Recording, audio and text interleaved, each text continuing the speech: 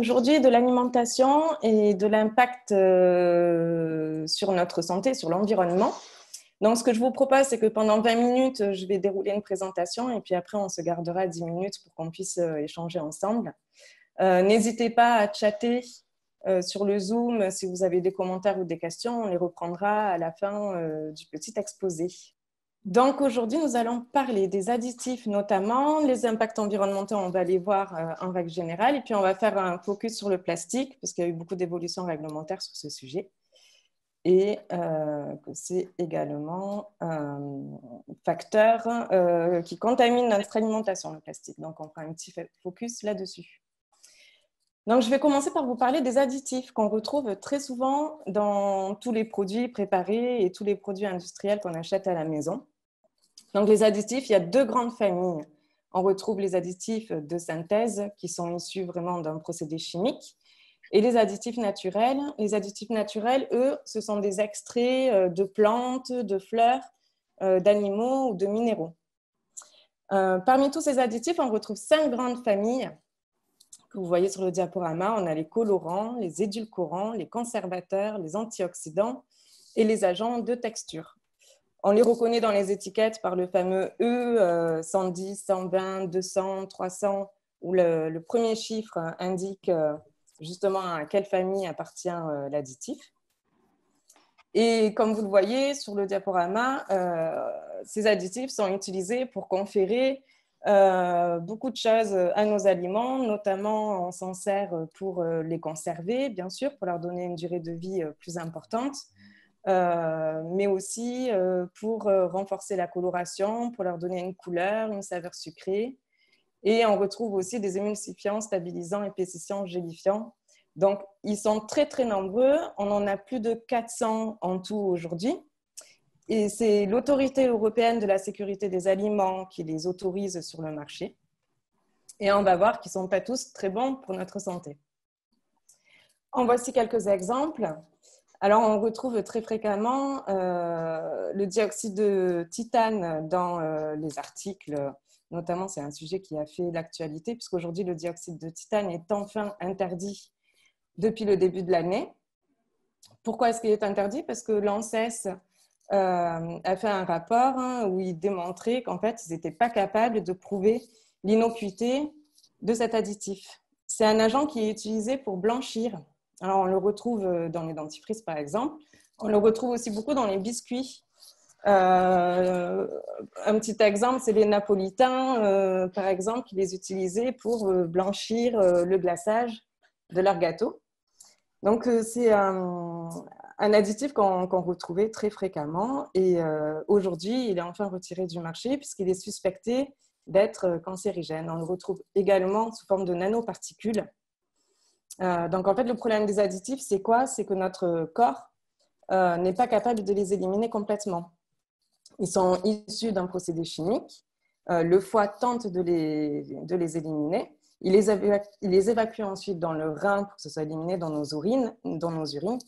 Mais bien souvent, ils restent stockés dans les graisses, notamment, puisqu'on n'est pas capable d'éliminer cette chimie.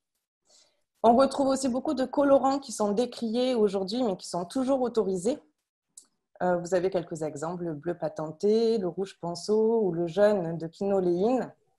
Ces colorants-là, aujourd'hui, sont suspectés notamment d'être un facteur d'hyperactivité chez les enfants. Il y a beaucoup d'études qui vont dans ce sens. On retrouve aussi des exhausteurs de goût qui seraient dangereux pour notre santé, notamment cancérigènes aussi. Le glutamate, par exemple, c'est un additif qu'on retrouve beaucoup dans tous les produits déshydratés, dans la nourriture aussi asiatique. On le trouve très souvent dans les potages également. On est souvent confronté aussi aux nitrites. Les nitrites, notamment pour donner la coloration bien rosée du jambon. Donc maintenant, il y a certains industriels qui veulent afficher pâte blanche et qui commencent à nous proposer du jambon sans nitrite. Enfin, mais celui-ci est suspecté également et classé cancérogène par l'OMS depuis longtemps, depuis 2006. Et l'aspartame également C'est un substitut du sucre, on le retrouve aussi très souvent dans nos produits. Il est peu digéré par l'organisme et il n'a pas beaucoup d'intérêt nutritionnel. Plus haut, j'ai mis aussi l'acésulfame qui est en fait 200 fois plus sucré que du sucre classique et qu'on retrouve beaucoup dans nos sodas, ce qui peut provoquer des pics de glycémie et déséquilibrer du coup notre production d'insuline. Alors les additifs, on les retrouve beaucoup dans les produits ultra transformés. En fait, qu'est-ce que c'est qu'un produit ultra transformé? On dit qu'un produit est ultra transformé à partir du moment où il a été fabriqué par un procédé industriel très particulier, très spécifique. Vous avez peut-être entendu parler de la méthode de cracking, par exemple. Et à partir du moment où on ajoute plus de 5 ingrédients, plus de 5 additifs dans un produit, ce produit-là, préparé, sera classé comme un produit ultra transformé. Donc, c'est un aliment dont on ne peut même pas reconnaître l'origine naturelle tellement sa matrice a été modifiée. Les risques et les conséquences pour la santé, bien sûr, c'est toujours les mêmes. Hein, les risques d'obésité, de maladies chroniques, de maladies cardiovasculaires également, voire de cancer. Le cordon bleu, c'est un bon exemple parce que finalement, le cordon bleu, il n'a absolument aucun intérêt nutritionnel. Aujourd'hui, on trouve des cordons bleus qui contiennent 10 additifs, voire plus. La viande est complètement reconstituée et elle contient du sucre, beaucoup trop de sucre, avec un index glycémique, du coup, qui est très élevé. Il faut également se méfier des allégations. Alors, les allégations, on les trouve sur le paquetage de nos produits alimentaires. Le marketing fait très fort. Alors moi, je consulte très régulièrement, je reçois des newsletters de Foodwatch, qui est une ONG qui propose des pétitions régulièrement pour dénoncer les allégations sur les paquets. Je vous invite à faire un tour sur leur site, c'est assez intéressant.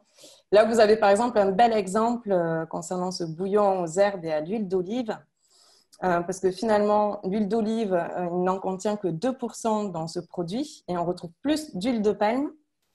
On retrouve également le basilic et les olives noires, par exemple, sur le paquet, bien affiché joliment, mais en fait, ça ne fait pas partie de la liste des ingrédients. Donc là, c'est complètement trompeur. Et puis là, ici, on voit que l'industriel nous a mis son conservateur.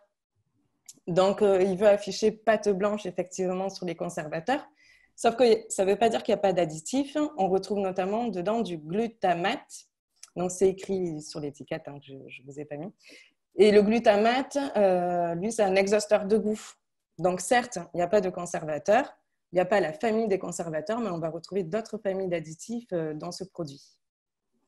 Donc, il faut vraiment se méfier de ces allégations-là et lire l'étiquette des produits pour en connaître vraiment la composition, ce qui n'est pas une mince affaire. Un autre produit qu'on retrouve partout dans notre alimentation aujourd'hui, c'est l'huile de palme. Donc, l'huile de palme, elle a des conséquences désastreuses pour l'environnement, la déforestation, l'extinction des espèces animales, mais aussi des conséquences sociétales, hein, puisqu'elle entraîne le déplacement de population. Aujourd'hui, son intérêt nutritionnel est aussi très critiqué, puisqu'on y retrouve des acides gras saturés. Donc, l'huile de palme, pourquoi est-ce qu'on la trouve partout dans tous nos produits? Parce qu'elle est peu chère, elle est bien moins chère que l'huile de tournesol.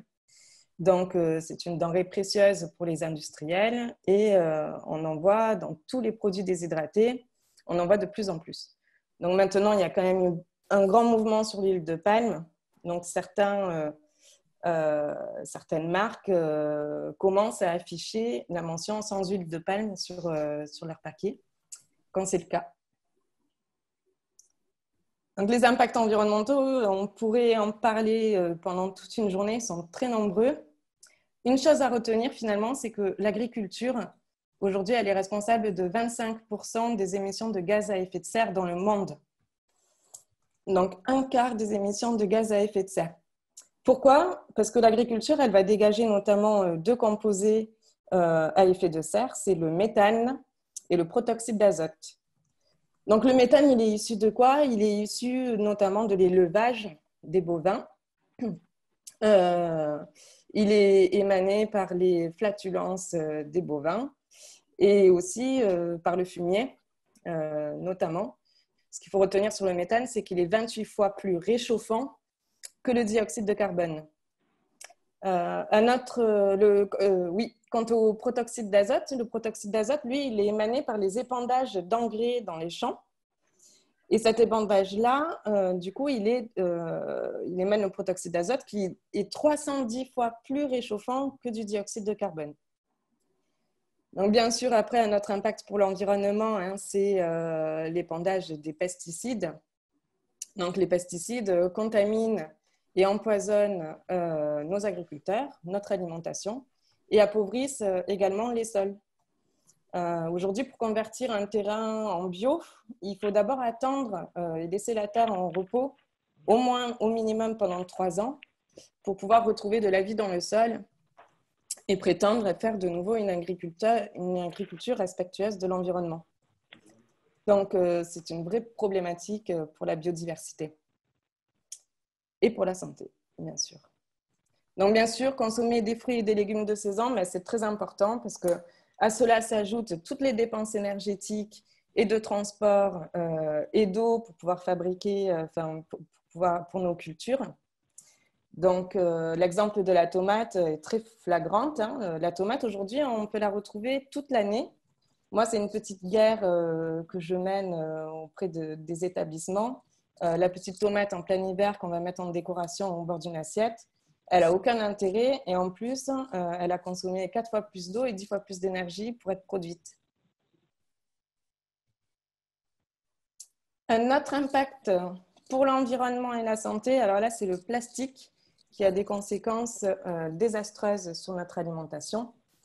Il y a une étude qui était très intéressante qui est sortie l'année dernière, il me semble, qui a été commandée par la WWF, qui est une ONG et qui a compilé en fait 50 études qui ont été réalisées dans le monde sur l'ingesta et qui a révélé que finalement, rapporté à la quantité de plastique, on avale par semaine l'équivalent d'une carte bleue en plastique. Enfin, une carte bleue. Donc, ça fait 5 grammes de plastique avalé par semaine.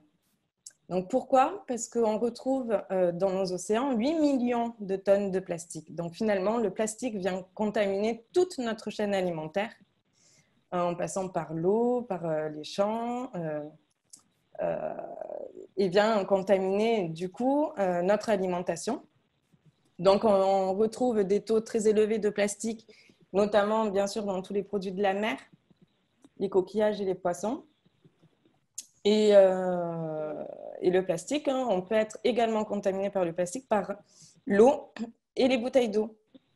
Les bouteilles d'eau, ce qu'il faut savoir aussi, c'est qu'en fait, dès qu'on met un choc thermique et qu'on a des différences de température, les composés HAP et les hydrocarbures contenus dans nos bouteilles vont venir contaminer l'eau que l'on boit. Donc, ces plastiques-là, ils contiennent aussi des perturbateurs endocriniens. Et puis, dans tout ce qui est emballage, évidemment, donc les emballages plastiques viennent naturellement contaminer notre alimentation. L'autre jour, j'étais à Intermarché, par exemple, et je me suis intéressée aux produits bio qui étaient complètement emballés. Et je suis allée interroger les gens d'Intermarché qui m'expliquaient qu'en fait, pendant le transport, tous les produits bio étaient sous plastique pour éviter d'être contaminés par des produits d'agriculture conventionnelle qu'on retrouve aussi dans les camions de transport. Donc, c'est assez ridicule de se dire on va aller acheter un produit bio, mais qui finalement ne sera pas aussi sain que ça, puisqu'il aura été contaminé par du plastique. Donc, on va quand même essayer d'être un petit peu positif et de voir quels changements on peut observer aujourd'hui. Donc, quand même, depuis 2012, l'Union européenne a interdit le bisphénol A dans les biberons, qui est reconnu aujourd'hui comme un perturbateur endocrinien avéré. Ce qu'il faut savoir notamment, c'est qu'il faut toujours se poser la question, oui, c'est interdit, mais c'est remplacé par quoi? Aujourd'hui, on n'a pas la preuve non plus de l'innocuité des produits qui viennent remplacer ceux décriés. Donc, le dioxyde de titane, je vous l'ai dit, il a été retiré, mais retiré uniquement dans l'alimentation. On le retrouve encore dans les cosmétiques et on le retrouve dans les médicaments. Le gouvernement a même précisé que pour les médicaments, les bénéfices des médicaments étaient bien entendu bien supérieurs à la toxicité du dioxyde de titane et c'est pour ça que ça continue à être sur le marché. Après, on a quelques réglementations aussi comme la loi Egalim qui commence aujourd'hui à favoriser les achats de qualité, notamment dans les collectivités. Alors, il y a tout un calendrier, bien sûr, de mise en œuvre. Allô ? Mais l'idée de la loi Egalim... Oui, bonjour. Pardon. L'idée de la loi Egalim, c'est notamment de favoriser donc, les produits de qualité à hauteur de 50% des produits achetés pour la restauration collective.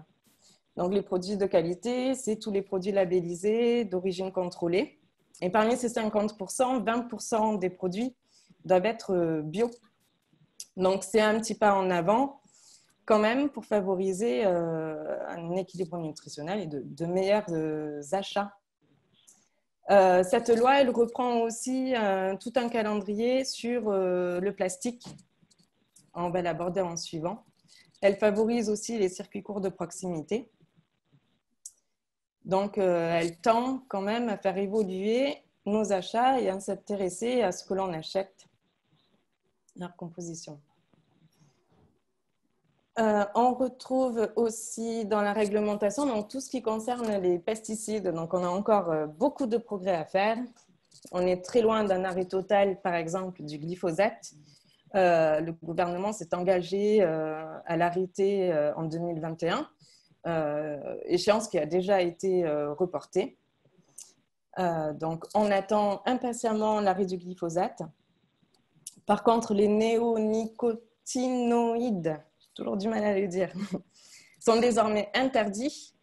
Mais néanmoins, cette semaine notamment, on a eu une actualité sur la betterave sucrière, où aujourd'hui, le ministère de l'Agriculture va faire une dérogation pour l'utilisation des néonicotinoïdes pour cette agriculture, puisque, a priori, ils n'arrivent pas à se débarrasser des parasites autrement qu'en utilisant ce produit, et que ça concerne des dizaines de milliers de postes. Donc, c'est bien dommage parce que du coup, ils sont en train d'ouvrir la boîte à Pandore pour que d'autres agriculteurs et d'autres secteurs réclament de nouveau l'autorisation d'utiliser ces pesticides-là.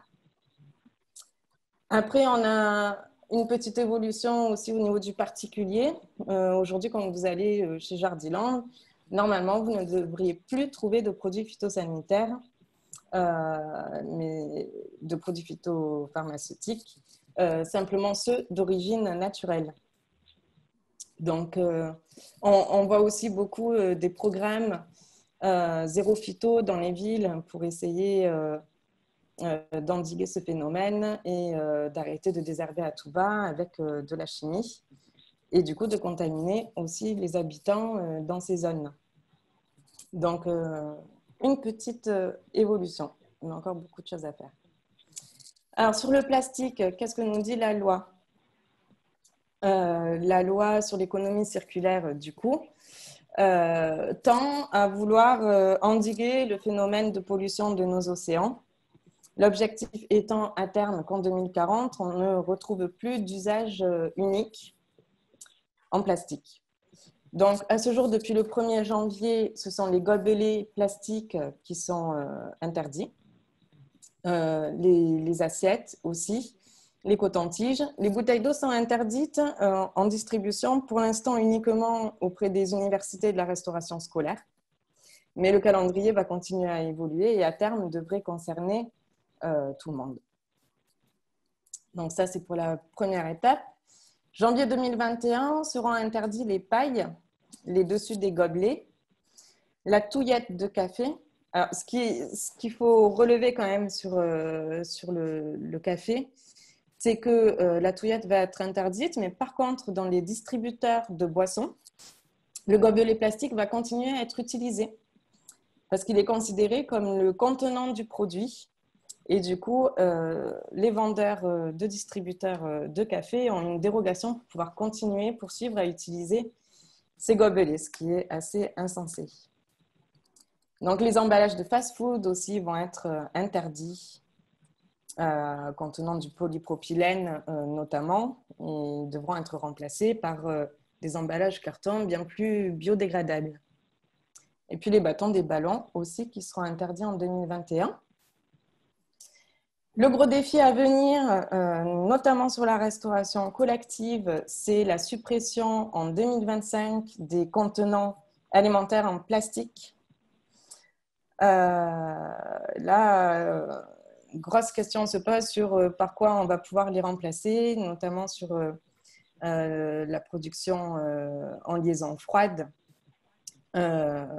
Donc, beaucoup de tests sont en train d'être menés et il va falloir trouver des solutions à coût équivalent et c'est ce qui va être bien compliqué. Donc, c'est le gros défi pour nous. Après, parmi la réglementation, alors il y a aussi le Nutri-Score qui est un petit pas vers une amélioration, vers un étiquetage plus transparent pour les consommateurs. Ce Nutri-Score, la problématique du Nutri-Score, c'est qu'aujourd'hui, elle dépend uniquement de la volonté des industriels. Ce n'est pas encore une obligation. Mais elle a le mérite quand même d'exister et de commencer à apparaître et d'induire des modifications de recettes chez certains industriels qui souhaitent afficher un score optimum. Comment est-ce qu'il est calculé, ce Nutri-Score? Il est calculé en mettant en exergue deux indices. Un indice nutritionnel par rapport à tous les nutriments et aliments qui sont favorables à notre santé, comme par exemple les fibres, les protéines et la présence de fruits et de légumes. Et puis un indice concernant les nutriments qui sont plus mauvais pour notre santé, notamment la teneur en sucre et en sel. Et donc, de ces deux indices-là, ils sont capables de faire une classification et de donner une couleur et un indice A du meilleur et E du plus mauvais, l'indice nutritionnel le plus mauvais. Donc ça aussi, on commence à en voir pas mal, notamment sur les emballages des jambons, de la viande, ça commence à apparaître. Et sur le secteur du petit déjeuner aussi, on utilise beaucoup le Nutri-Score, notamment sur les céréales. Alors après, il y a des grands plans nationaux qui sont mis en œuvre depuis plusieurs années. Vous avez peut-être déjà entendu du plan national nutrition santé. On en est à la 4e version aujourd'hui. Elle vise à sensibiliser le grand public vers une alimentation adaptée et plus saine. Les deux grandes nouveautés de cette année, c'est l'ajout du fait maison et des légumes secs dans l'idée de réduire notre consommation de viande et d'apporter des apports protidiques par des lentilles, des haricots, des pois chiches, des légumes secs. Je voulais faire un petit focus sur les circuits courts de proximité parce que j'entends souvent des producteurs, des industriels, quand on négocie des marchés, nous dire oui, on est en circuit court et où nous, dans nos marchés, on intègre enfin, dans le marché public, on ne peut pas le faire, mais dans le privé, on peut se le permettre d'avoir une exigence de circuit court. Ce qu'il faut savoir, c'est que les circuits courts, ça indique uniquement la présence d'un seul intermédiaire. Donc, ce n'est pas une garantie d'une localité proche du lieu de production. Donc, c'est pour ça que l'ADEME parle bien des circuits courts de proximité et c'est dans ce sens qu'il faut aller. Alors, qu'est-ce que c'est qu'un circuit court de proximité? Il fixe à 220 km à peu près le périmètre pour que ce soit considéré comme un achat de proximité. En réalité, nous, ce qu'on dit, c'est qu'il faut aussi faire avec les produits du territoire et si on achète un produit qui est à 400 km, si on ne le produit pas près de nous, on peut quand même le considérer comme un circuit court de proximité. Mais donc attention à ça parce que c'est souvent très trompeur. On nous promet des circuits courts, mais je peux acheter de l'agneau en Australie en circuit court, il n'y a aucun problème. Et enfin, il y a quand même aussi quelques changements. Donc, le comportement des consommateurs, hein, le pouvoir de la carte bleue, c'est ce qui va faire basculer nos habitudes et c'est ce qui va inciter nos industriels à changer, à modifier leurs recettes. Vous connaissez certainement l'application Yuka, qui est très utilisée. Aujourd'hui, plus de 7 millions d'utilisateurs en bénéficient. Elle vient donc décomposer les ingrédients d'un produit et nous donner une note, une coloration, ce qui peut nous inciter à acheter un autre produit moins mauvais. Donc, cette application-là, elle influence aujourd'hui déjà les industriels et les distributeurs. Si on prend l'exemple d'Intermarché, ils ont d'ores et déjà modifié 900 recettes qui ont été pointées du doigt par Yuka. Donc, le changement commence petit à petit, mais ne sera amené de toute façon que par le pouvoir de la carte bleue. Donc, du coup, j'ai envie de vous dire, à vous de jouer. Au plus on fera des achats responsables et au plus on pourra permettre de lutter contre ces pratiques et ces dérives dans notre alimentation. Voilà, j'ai terminé. J'ai presque dans le temps. Alors, est-ce que vous avez des questions? Je vais réactiver les... Il n'y a pas de précision.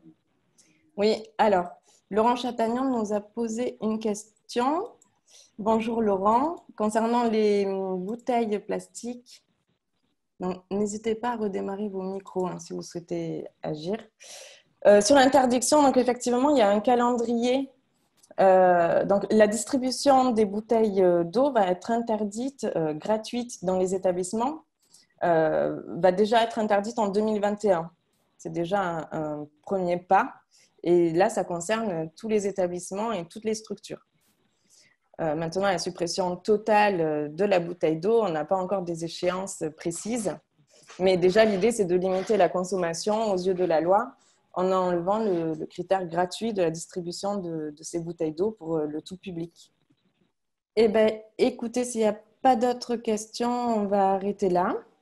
29 minutes, on est quasiment dans les temps. Le prochain webinaire sera sur les filières déchets et sera animé par Cédric Aliès. Moi, je vous remercie à tous pour votre attention et rendez-vous vendredi prochain pour le webinaire de Cédric Aliès. Vous allez recevoir un questionnaire et puis le lien de connexion pour le prochain webinaire. Merci, bonne journée.